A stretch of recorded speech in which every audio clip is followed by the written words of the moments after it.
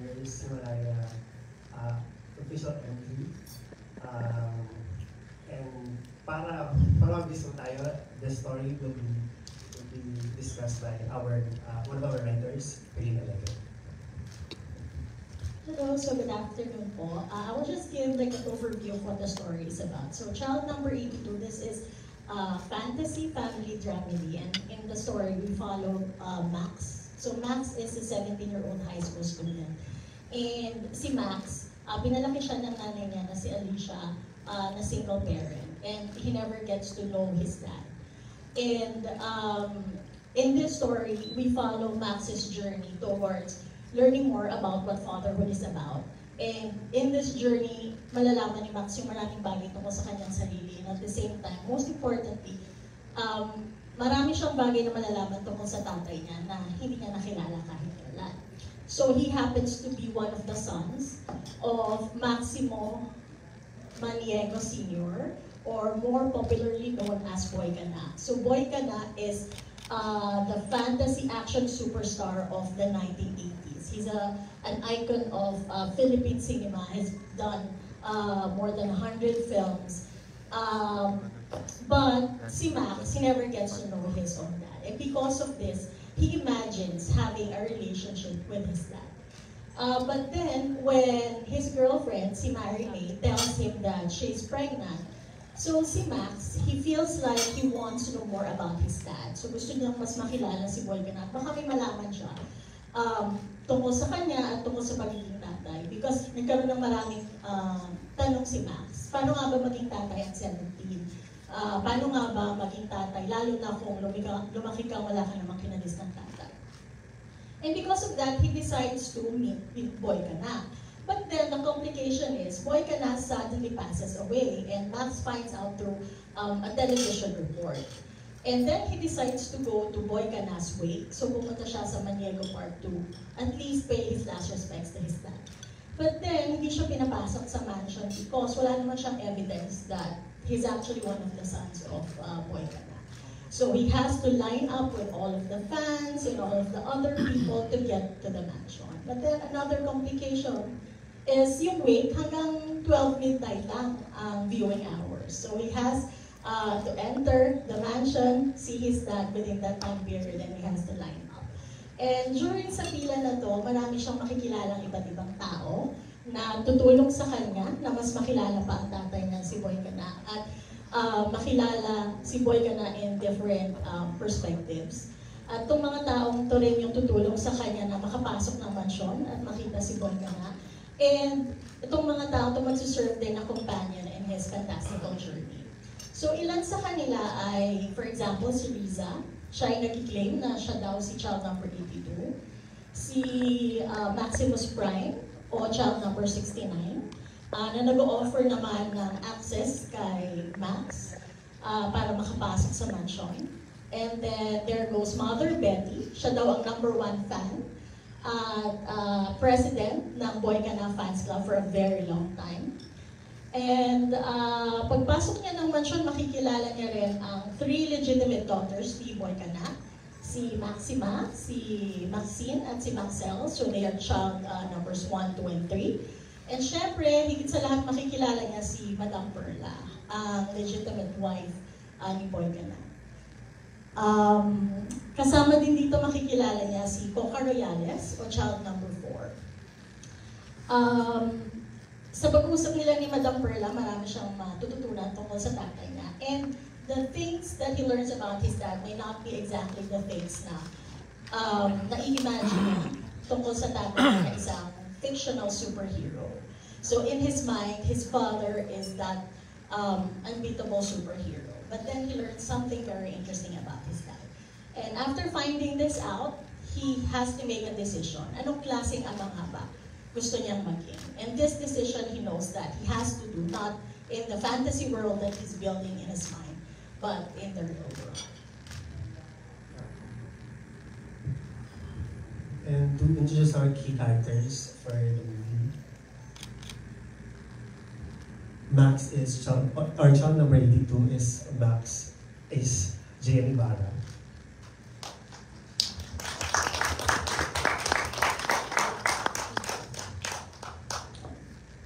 course, Maximo Maniago Sr. or Boy Ka Na, is Mr. Pong Navarro.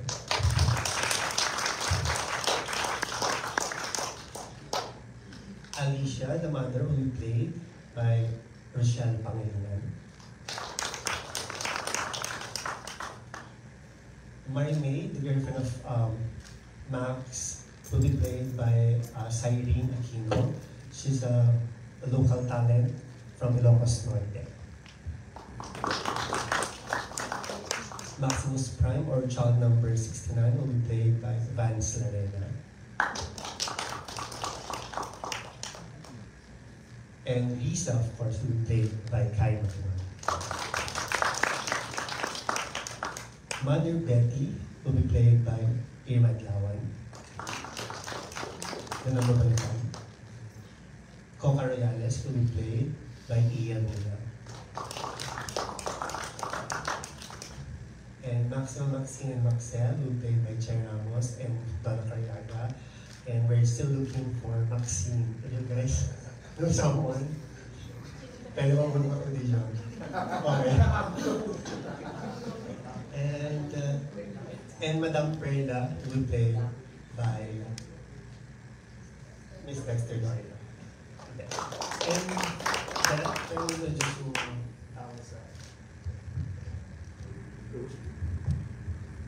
Okay, ito na. I'm very proud to introduce our group.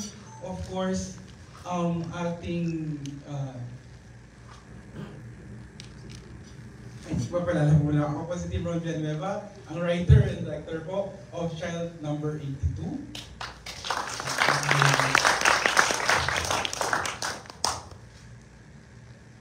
And then ang aking, of course, ang aking co-writer, also writing the screenplay, Mr. Lin Alegre. And our assistant director is Miko Bardoza.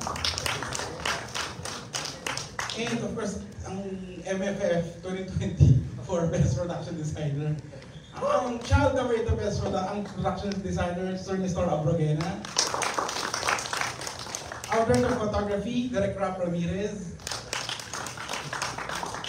And our editor is of course Derek Zig Madam Badulay. Our musical scorer is Sir Pepe Manikan. And our post-production house is Terminal 6 Post. And then of course, ito din ang pinakamahalaga dito sa pagbuo ng Child Number 8. Kung wala po sila, hindi po mangyayari ito. So gusto ko muna ipakilala our associate producers, Mr. Joel Santos, Mr. Mark Averion, and Mr. John Renier.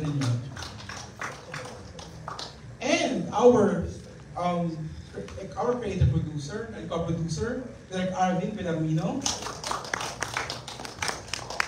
And our, of course, the main producer and the mother of the real mother of Child Number 82, Sir John L. Takata. And our co-producer, Miss Jules Casalona. And of course, our co-executive producers, Cinemalaya, and Derek Carnitas is here. For Cinemalaya, to the Cultural Center of the Philippines, Film Development Council of the Philippines, Mr. Jacinto Victa, Mrs. Maria Rolita Villanueva, nanay ko po iyon, Marvin Jason Rodriguez, RSVP, and the Municipality of Pinili, Ilocos Norte. And our production house, of course, Outplay Production. Ayan, and this is the team behind Outplay. So yun po. Thank you so much.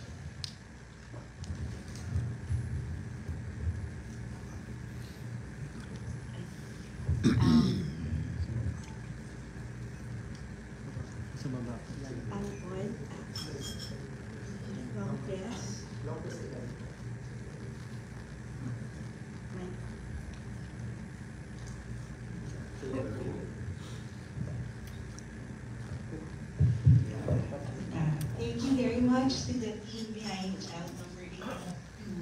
We are going to begin our media conference. May I ask Mel Navarro to ask the first question? Hindi ako informed. Ikaw yung child number 1. Okay. Hello, Direk. Finally, ito na, may pass ka na. Naalala ko, nagkahanap ka pa dati. Yes. Kamusta ang preparation mo at saka paghihirap mo in mounting this cast, di ba? Kasaka your production. I believe matagal na rin kasi siyang na-announce, di ba, sa Cinemalaya, and then you were still looking for funders. Can you share to us your journey in coming up with this cast and your production team also? Thank you, Tito Mel. Actually, casting, very notorious po ako sa casting. So, hindi po ito agad-agad na si JM or nagpa-audition po talaga kami, naghanap po talaga kami. Simula na Cinemalaya audition, and then our first callback, second callback, until nag-final callback pa po kami. Ganun po siya katugo. So, sobrang tedious yung naging process po namin in terms of casting, in terms of the audition. Casting max, marami, mga 82 plus po sila na nag-audition for The lead role. The lead role. Kasi marami po talagang interested na mag-play doon. But then again, nung nag-audition si JM, sabi ko, kasi of course, one of the qualities na hinahanap namin kay Max and kay Chad Emery is a raw talent, no? And new face. Pero, alam mo, may appeal na gwapo, alam mong anak to ng artista. So, nung nag-audition sa akin si JM, and then we're staring at the monitor, siya yung may ganung quality or trait na pasok for child number 82. And then, of course, casting the legendary Maximo Maniego Sr., hindi siya basta-basta. Alam ko yun, Tito Mel. Pero, nag-usap lang kami ng producer ko ni Sir JD. Sino ba ang perfect na mag-play ng isang superhero na minahal ng masa at tumawid across generation? And wala na kami ibang maisip ko, si Sir Vong Navarro. But then again, gusto ko lang din sabihin, no, bago po namin yung in-offer kay Sir Vong, marami din kasi nagka-interest. So nauna namin, dahil sila yung nag-top, sila yung una namin in-entertain. It's just that, so happen na hindi nagtugma yung mga bagay-bagay up until we offered to find to Sir Vong Navarro. Ayun. And so. Pwede mahingi yung reaction ni JM sa kanina po. Doon sa sinabi ni Direk. JM, ito ba yung ongoing pa yung PBB before nung nag-audition ka? Or can you share the story? Sa pagkakaalala ko, parang may 1-2 buwan na po ata after ko pong lumabas ng bahay ni Kuya. And, ayun. Kamusta naman yung journey? Yung nag-audition ka, pinabalik-balik ka, at finally, sa'yo napuntang mga lead role na post? That time po kasi, wala ko akong ibang hinahanap kundi mag-go-see sa kung ano man yung ilalabas na pelikula. At madalas kong kausapin yung manager ko si Miss Kijet patungkol dyan. At ayun, kumbaga that time marami naman ng event, shows. Pero kumbaga yung sa loob ko lang mas magiging masaya ako if sa go-see sa mga production o sa film, kung magkakaroon ako ng film project. Kaya, yan. Anong reaction mo nung finally ikaw na napili nila direct? Mahirap pong paniwalaan kasi until now, mahirap po talaga paniwalaan. At alam ko rin ho sa sarili ko na hindi pa naman ako ganun kargadong aktor. At hindi ko rin ho ma-imagine kung gaano kalaki yung tiwalang ibinigay nila sa akin para dito sa role na to. At, pero at the same time, masaya ho ako, of course.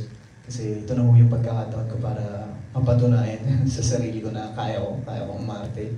And at the same time, may pressure po. Si Kai, bago si Po. Yes po. Yung reaction mo sa sinabi ni Direk na nag-audition kayo, pabalik-balik, and then how do you prepare for your role? Well, my reaction to what Derek had to say about KJM, wow. Grabe. Sumasang-ayon naman po ako sa sinabi ni Derek because noon pa lang sa loob ng bahay, we actually had a task where we had to like act. And Kuya JM did a good job despite having to use a language that he's not good with. Kasi Bisaya siya doon eh. At hindi Bisaya si Kuya JM, pero he did a great job. So noon pa lang, nakikitaan ko talaga si Kuya JM na umarte. And finally, he's doing it. So I'm proud of him, but I'm also proud of myself kasi not only is he acting, I'm also going to be acting with him and the whole cast in this production. Kaya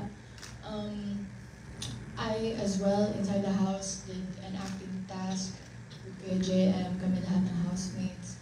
And gaya nga lang ng sinabi ni Kuya JM, although we didn't start off strong talaga with acting because we're inexperienced people coming into acting, yet we did workshops, and I did it with Kuya JM as well and the other housemates. At eto na nga yung chance namin na i-prove na kaya namin gawin ang acting task dito sa outside world. Congratulations. And lastly kay Bong, ano yung reaction mo sa napakagandang description ni Derek sa iyo? Una sa lahat, magandang hapon po sa inyong oras na ibinigay sa amin ngayong hapon na to. At una sa sinabi ni Derek, Derek, napakataas naman nun, Derek. Baka hindi ko maabot yung expectation mo. Pero una sa lahat, excited ako dahil first time ko sa Cinemalaya. Sa tagal ko na sa industry, pangarap ko talaga magkaroon ng isang project sa Cinemalaya. At salamat kay Derek at sa writers at sa producer na maisip akong i-cast dito sa Child number 82. Siyempre, sobrang excited ako dahil nga matagal ako napahinga sa pelikula. At ito na yung balik ko. At sabi ko nga, wala akong problema kung hindi ako ang bida, kung supporting ako kasi doon ako nagsimula. At pasarap balikan yung mga ganong klase kasi yun yung mas, kung baga dati, ikaw ang sumusuporta. Nung ikaw ay nagbida, may sumusuporta sa'yo. At ako, willing ako sumuporta. Lalo na sa itong GM at kay, di ba? Direk, masasabi ko lang, salamat sa pangalawang pagkakataon dito sa proyektong ito. Kasi kamunting mawala akala ko mawawala sa akin. Kasi nga, dahil sa schedule. Pero si Direk ang nag-adjust para lang matuloy ako. Kaya pinapangako ko si Direk, hindi kita ipapahiya. Ayun ko lang. Kaya comedy po ito. Comedy po ito. Kasi it's a dream come true to work with Sir Bong Navarro. Kasi parang I think, bata pa lang ako napapanood ko ni Sir Bong. Ay, Direk! Parang famous na lang yata ako. Nagkakaalaman ng edad, Bong. Diba? Sundan ko kasi yung filmography ni Sir Bong, diba? From The Good Boy, The Anothers, Agent X44, Supapapalicious, ano ba? The Possessed, Plastic Man, Mr. Suave, lahat. Nasundan ng generation namin yun eh. So talagang casting who's this legendary character must be a legend. So pinaglaban mo si Bong? Oo, pinaglaban namin, yung producer namin, ni Sir Jandel. Kailangan si Bong to, hindi po pwede. Hindi. So kung kailangan natin mag-adjust, gagawin natin. Bong, anong meron dito sa script na napa-oo ka at anong bago kasi sa dami rin ang ginawa mo na pinagbidahan mo? Gusto ko yung yung character ko, hindi yung pangalang boy ka na, hindi naman tayo pang Max. Gusto ko yung character mismo na nagpahook sa akin, nung kinuwento sa akin ni Derek yung story. Na parang ang sarap paglaruan. Parang matcha-challenge ako na gawin. Tapos, yun nga, siyempre, Cinemalaya nga. So, yun yung mga gusto kong, hindi ko pa nagagawa kasi parang ang sarap na makapasok. Alam ko, maraming mga artista, mga directors na gustong makapasok sa Cinemalaya, kaya hindi lang lahat nagkakaroon ng pagkakataon. Kaya ito na yung pagkakataon kong i-grab yung opportunity na ito na yung in-offer na sa akin, ayoko nang pakialam. Hindi kaya, last question, hindi kaya dahil walang offer sa'yo sa Cinemalaya dahil na nakulong ka sa mainstream before? Actually, pwede din na dahil sa mainstream. Dahil nga, syempre, ang gusto nila yung mga hindi hindi pang mainstream na ano, di ba? Ng mga artista. So, kaya hindi ko napapakawalan ito. Thank you, congrats. Who would like to ask the next question? That's a bell. Kay Direk and kay Miss Erlyn, yung kwento kasi na medyo, ano ba siya, similar kay Ramon Revilla? Or ano yung inspirational story? Actually, tatlo silang nag-create ng story. Yes. Si Direk Tim, si Miss Erlyn, saka si Arlene. Kwento ko lang a little bit. Yung kwento kasi, the idea, and actually di pa siya naman ito, it was a germ or an idea na nanggaling talaga kay Greg Arnold and me. And it was his 27th gift to me on my birthday. So sabi ko, sige, try natin, develop natin, brainstorm tayo, sabi natin sa ganyan, sabi natin sa ganito. Up until I tapped Ate Herlyn to help me, kasi this is si Direk Arvin, to help me write the story of it. To answer the question, it's not, hindi siya tungkol sa, malayo yung kwento niya sa mga Revilla, pero they are one of the case studies. Kasi, pero hindi lang naman sila, marami sila. Pero malayo yung kwento sa kanila. Yun. Of course, marami din kami mga pamilya din na tinignan na may ganun ding sitwasyon. Pero hindi sila yun. Yeah, agree. Like basically, galing na talaga din siya sa ideas ko na parang yung mga concept, mga small concepts na parang nung birthday ni Tim Rohn, parang I think deserve ni Tim Rohn tong story na to. And I think, kasi fan din ako ng mga short films ni Tim Rohn na alam kong siya yung perfect director to really direct it. And syempre, andun din kasi yung humor and yung fantasy na tsaka yun, pag nagkikwento, kasi si Tim Rohn talaga like, sa circle namin, kumbaga nagkikwentuhan din kami about sa mga films na gusto namin, na siya yung perfect director to really conceptualize and direct this. And I'm also a big fan of Harleen, Ate Harleen din, as a writer, yung mga ginawa niya. So it's really like a dream come true of this team then for creative department, na somehow nag-enjoy lang din kami to somehow materialize this. So, ayun, really exciting. Kay Sir Von, ano yung unang pumasok sa isip mo na gaganap ka na isang artista na may mga anak na ganyan ka na? Una sa lahat, hindi ko kaya gawin to sa totoong buhay. Magkaroon ng 82 na anak. Yun nga parang ang daming lumalaro. Kasi parang, paano mo gagawin yun? Diba? Tapos, 80s na sikat kang aktor noon. Tapos bigla kang may magpapakita sa yung pinaka-last mong anak. Paano mo siya i-handle? Paano mo, yung mga pagkukulang mo? Diba? 82 pang siya yung pang 82. So, paano ka mag-a-adjust? Paano ka magpapakilala as a father sa kanya? Kay JM, kasi sa PBB, parang nilabas din yung may issue sa biological father. Medyo nakarelate ka ba din sa kwento? Well, sobrang relatable mo nun. Character ni Max sa akin mismo. At kasi dito sa film, parang it's also about a father and son issue. And ngayon, gaya ng mga nakasabay-bay nga ako sa akin sa loob ng bahay ni Kuya. Ano ba sasabihin ko? Siguro isa rin ako sa mga lumaki na longing sa pagmamahal ng isang ama. That's why ramdam ko yung character mismo ni Max. JM and Kai, comfortable ba kayo sa comedy and ano yung mga preparations niyo? Well, alam kong kaya ni Kuya JM ang comedy. Ako, alam ko rin kaya ko. But to think that I would do it with Kuya JM, it never crossed my mind that I would be included in a movie with Kuya JM to do a comedy. Pero, I think that's the beauty of exploring. Kasi this can be my first time, And not only Kuya Bong's first time in Cinemalaya, also my first time. So, very exciting na magko-comedy kami. Ayun. Siguro din, hindi naman ako nagulat na kayong gaganap ng Lisa kasi sa loob pa lang naman ng bahay, alam ko na kung gaano katalino itong si Kai. Kung gaano ka-fast learner si Kai. Magkano yan. Ayun, so, na-excite lang din ako na makakatrabaho si Kai sa, at parehas na aming first film project to. And, ayun pa.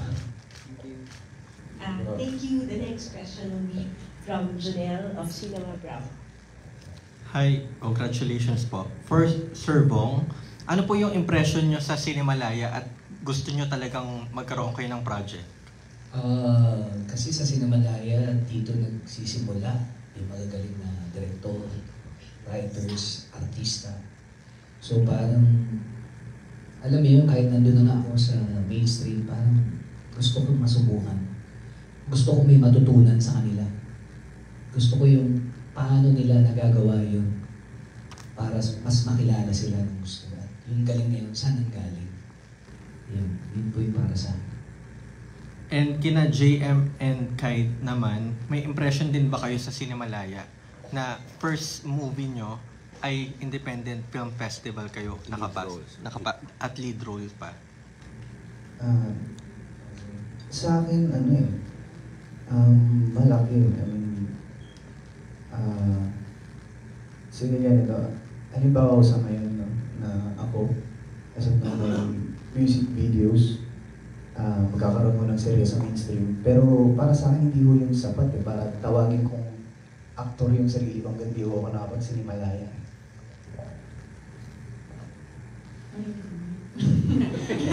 I agree naman.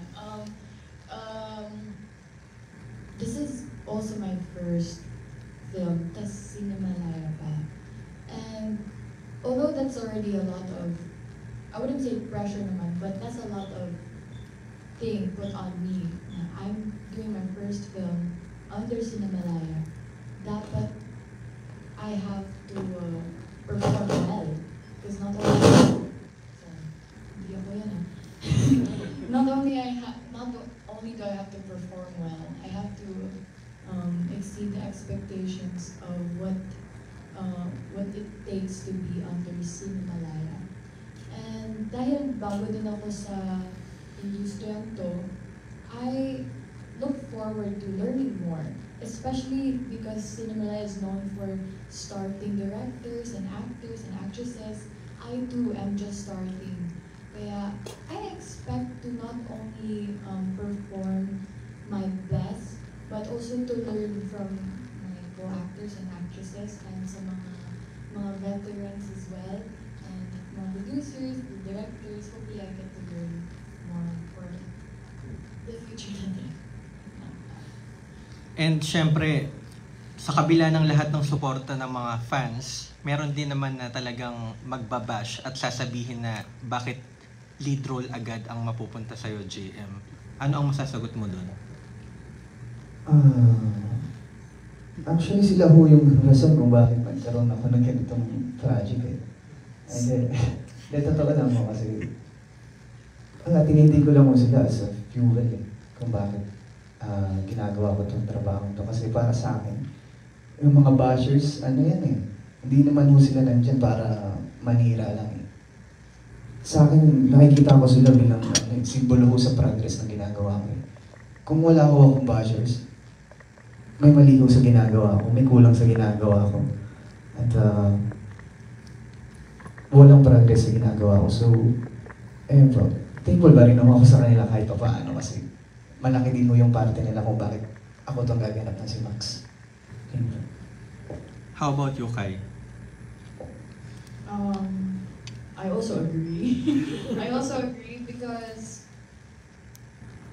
the better you get at something, the bigger you get, the more people want to see the bad sides, the negative sides of you as a person. Anong mali kaya? Ba't ang nito? Ba't ang ingay nito? What's something I can throw at this person to bring him or her down? And, I think, gaya ng sinabi it's crucial to have bashers and the negative comments, because without them, you wouldn't really be able to critique yourself as an artist. Kasi if puro na lang positive comments ang nare-receive mo as an artist, I don't think it would be possible for you as an artist to grow more, to develop, and to improve. So I really agree that the more bashes, the more negative hate, the more you are climbing up to be better. Sir Bong, hearing those sentiments from JM and Kai, ano yung mapapayo mo sa kanila? Nakakatuwa nga itong dalawang to eh. Masyadong parang tagal na sa industriya. Alam nila paano i-handle yung sarili nila. Kasi nag-agree naman ako eh. Lahat kasi hindi mo mapiplease eh. Diba? Kahit anong gawin mo tama, para sa iba, mali yun. So, ang gagawin mo na, pagbubutihan mo pa. Wala namang masama kung i-critics ka nila o i-bash ka nila. Siguro, baka may punto sila. Diba? Kaya, kayong dalawa, kung ano yung tinatahak nyo, gawin nyo. Kasi walang masama ron. At hindi nyo siya binibigyan ng problema sa sarili nyo. Kumbaga, mas learnings pa yung inaanyod sa mga bashers. I thank you. Thank you po. Pwede bang magpakwento sa mga production team kung how are the preparations coming along? Maybe we can first okay. So natapos na yung look test. So, kwento na. Yeah.